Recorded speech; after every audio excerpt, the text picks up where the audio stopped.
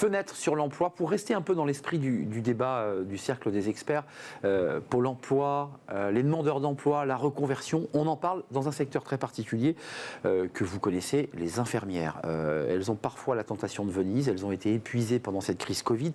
Alors certaines veulent partir définitivement, puis d'autres ont peut-être envie d'évoluer différemment dans leur métier. Et on en parle avec Charlotte Kerbrat. Bon, Kerbrat, je ne savais pas si on disait le T. Charlotte Kerbrat, c'est un vrai plaisir de vous accueillir, fondatrice de Charlotte K. Évidemment, vous avez repris votre initiale. Infirmière de métier. J'ai envie de dire, Charlotte K, c'est le fruit de votre propre expérience, de votre propre parcours un peu galère. Et vous vous êtes dit, bah non, je vais quand même essayer de rendre et d'expliquer qu'on peut faire autrement. Comment s'est passé, vous, votre reconversion? Parce que vous n'êtes plus infirmière aujourd'hui. Non, je ne le suis plus depuis 1 an et demi. J'ai complètement quitté la Blue. Donc chef d'entreprise. C'est ça. Un monde comment différent. Et en fait, comment ça s'est passé? Ça s'est passé dès le début, en fait, assez vite après mon diplôme. Je me suis dit, en fait, j'ai envie d'évoluer au sein de mon métier, donc cadre, infirmière coordinatrice, oui, etc. Mais en fait, je ne sais pas comment m'y prendre. Et en fait, ça a pris vraiment des mois, voire des années, où je me suis dit, j'ai envie de changement, mais je ne sais pas quoi faire. Et en fait, après des années de cheminement, on y arrive à se dire, en fait, je vais faire autre chose, parce qu'en fait, je trouve pas ce qui me correspond, je sais pas comment m'y prendre. Et en fait, comme on n'est pas accompagné, on se dit, en fait, je vais faire autre chose qu'infirmière. Mais Charlotte, vous faites pas partie de cette catégorie d'infirmières qui ont été percutées par le Covid, c'est-à-dire qu'on travaillait comme des dingues, à porter des corps, à bouger, travailler des heures incroyables. C'était pas ça votre réflexion à l'époque, c'était de vous dire, j'ai assez vite envie d'évoluer dans ma structure, quoi. C'est ça, voilà. Et vous n'avez pas trouvé d'évolution possible? Non, j'ai fait une première reconversion que je n'ai pas réussi, en fait, parce que je trouvais quelque chose qui me plaisait, mais je n'arrivais pas à en vivre. Et je me suis dit, en fait, comment on fait pour trouver quelque chose qui nous plaît, où on peut en vivre, voilà. Quel équilibre, en fait, il faut trouver. Donc c'est vraiment avec mon parcours, en fait, que je suis arrivée à me dire, en fait, en tant qu'infirmière, on est mal accompagné, et en fait, ça nous amène à se dire, je vais quitter mon métier. Exact. Et en fait, c'est trop dommage, parce que souvent, on peut rester infirmière, mais le faire différemment, en fait. Oui, c'est ça qui vous tient à cœur, parce qu'il y a le débat de celles qui vont partir ou qui sont déjà parties, ras-le-bol, et puis il y a celles qui sont toujours amoureuses de leur métier, et elles ont besoin finalement de Charlotte K pour leur dire non, reste, on va t'accompagner. Qu'est-ce qu'elles cherchent, ces infirmières qui veulent rester finalement dans la structure, dans leur métier? Elles aspirent à quoi finalement? Déjà, elles ne savent pas toujours qu'elles veulent rester. Et souvent, c'est nous, en fait, on a une équipe de 10 infirmières qui se sont reconverties et qui accompagnent les infirmières. Et en fait, elles ne le savent pas. Elles viennent nous dire, en fait, là, je veux quitter ma blouse, je veux plus être infirmière. Je ne sais pas ce que je vais faire, mais je sais que je veux quitter l'hôpital et je veux quitter ma blouse. Vous expertisez les causes? C'est quoi les causes? Alors, c'est la fatigue. La fatigue qui date d'il y a très très longtemps, d'avant le Covid. Ouais, le Covid, c'est qu'une goutte, évidemment. La fatigue, le manque de reconnaissance, qui a été vraiment très important, et encore plus après le Covid, où on a eu un espèce de moment où on était des héros, et après, en fait, plus rien, un soufflé au fromage. Le manque de reconnaissance, la fatigue, et voilà, les horaires aussi, le rythme. À partir du moment où on a une vie de famille, on se dit, mais un week-end sur deux... des matins, des soirs, être rappelé sur le jour de repos, les vacances qu'on n'arrive pas à poser, c'est plus possible, quoi. Donc une envie de changer, en fait. Oui, une envie de changer et globalement de retrouver finalement un cadre de vie, un équilibre de vie, ce qu'on entend aujourd'hui dans d'autres métiers. Il y a le sens, puis il y a le fait de retrouver un cadre de vie, ce qui est quand même très compliqué quand on est infirmière. Qu'est-ce qu'elles deviennent, celles qui veulent rester, quand elles vont vers un cadre de vie plus équilibré? On ne trouve pas, c'est pas possible. Enfin, infirmière, c'est infirmière. Non, il n'y a pas que ça. Elles peuvent faire infirmière en entreprise, par exemple, où elles ont des horaires de jour. De bureau, on va dire. Bureau. Infirmière scolaire aussi, où elles peuvent avoir des horaires de bureau. Infirmière à l'ARS, infirmière à la Sécu.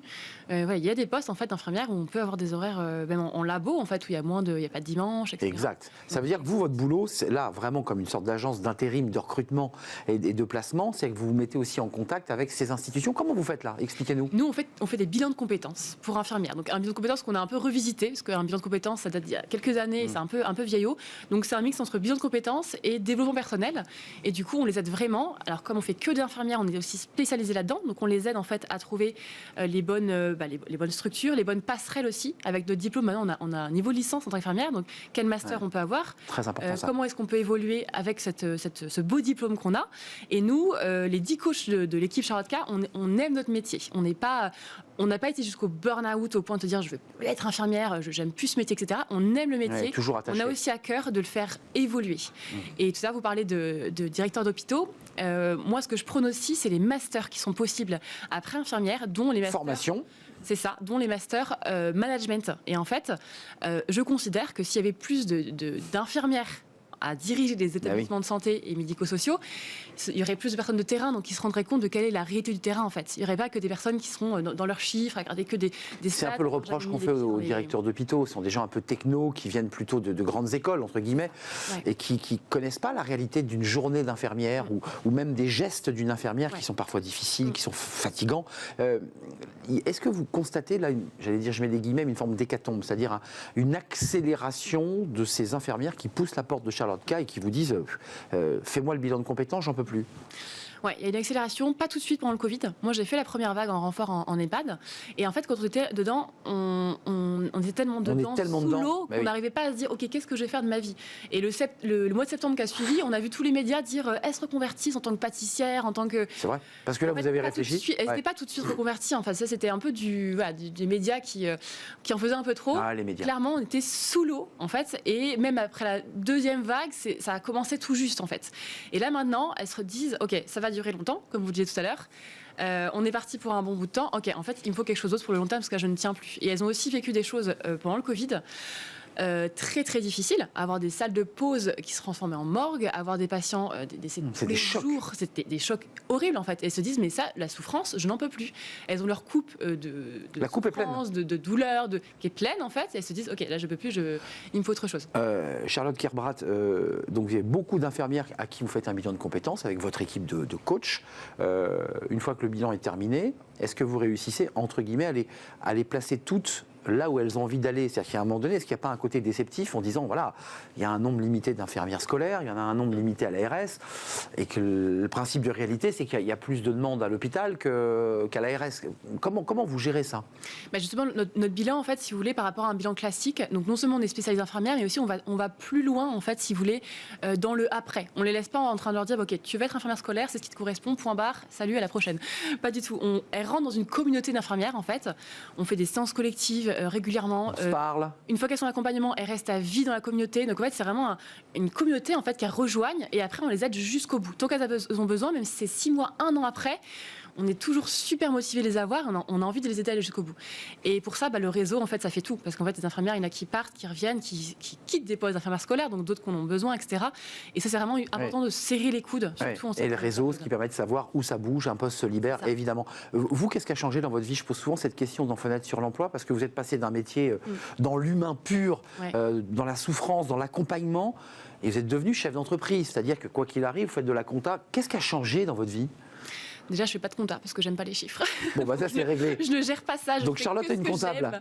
Oui, je fais que ce que j'aime, en fait. Et moi, je considère qu'avant, donc moi, j'ai fait beaucoup de chirurgie, beaucoup de rééducation aussi. Avant, je traitais une partie de la personne, donc juste une plaie, juste voilà. Et maintenant, j'aide, en fait, les personnes à changer de vie. Dans sa globalité. Dans sa globalité. Et je vois le avant-après, le avant qui n'est pas toujours facile. Et le après, je vois des paillettes dans les yeux, les personnes qui retrouvent un épanouissement pro et aussi perso, parce que les deux sont très liés. Et en fait, de voir ça, en fait, c'est canon, c'est vraiment super. Voilà. Vous en parlez avec passion en tout cas. Merci Charlotte Kerbrat, fondatrice de Charlotte K, créée il y a maintenant presque 2 ans. C'est ça. C'est un vrai plaisir. Il y a un site internet, c'est évident, et une communauté. Voilà, vous n'êtes plus seul quand vous rentrez chez Charlotte K. Merci d'avoir partagé et terminé cette émission avec moi. C'est la fin de Smart Job. C'est un vrai plaisir évidemment de partager ce moment avec vous. Merci pour vos réactions sur internet et les réseaux sociaux. Merci à notre réalisatrice. Merci à notre ingénieur du son Héloïse, merci à Fanny Griesmer et à Margot Ruot qui m'ont accompagné dans cette aventure. Portez-vous bien d'ici là, puis restez fidèles au programme de Smart Job et de Bismart, bien sûr. Vous avez le choix. Bye bye.